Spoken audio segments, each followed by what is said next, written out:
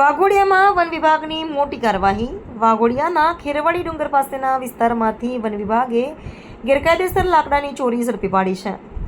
One વિભાગે ગેરકાયદેસર રીતે કટિંગ કરેલા લીલા વૃક્ષોના લાકડાનો મોટો જથ્થો કબજે કર્યો છે। મહુડાના લીલા લાકડા ભરીને જઈ રહેલો ટેમ્પો વન વિભાગના હાથે આ બાદ ઝડપાયો છે। લીલા લાકડાની ગેરકાયદેસર હેરાફેરી થઈ રહી હોવાની બાતમી મળતા જ વન વિભાગની ટીમે સ્થળ પર રેડ પાડી હતી।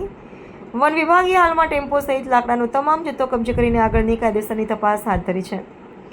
આ ટેમ્પોનો અસલી માલિક કોણ છે અને આ કિંમતી લાકડા ક્યાં લઈ જવાઈ રહ્યા હતા તે દિશામાં તપાસ તેજ કરાઈ છે। પ્રતિબંધિત અને લીલા મહુડાના વૃક્ષોનું ગેરકાયદેસર કટિંગ કરીને પર્યાવરણને મોટું નુકસાન પહોંચાડવામાં આવી રહ્યું હતું। વાઘોડિયાના ડુંગરાળ વિસ્તારોમાં અવારનવાર લાકડા ચોરીની પ્રવૃત્તિઓ થતી હોવાની ફરિયાદો ઉઠતી રહી છે। વન વિભાગની આ સખત અને ઓચિંતી કાર્યવાહીથી સ્થાનિક લાકડાચોરોમાં ભારે ફફડાટ વ્યાપી ગયો છે। વન વિભાગના અધિકારીઓના જણાવ્યા મુજબ આ કૌભાંડમાં સંડોવાયેલા તમામ ગુનેગારો સામે કડક કાયદાકીય પગલાં લેવાશે।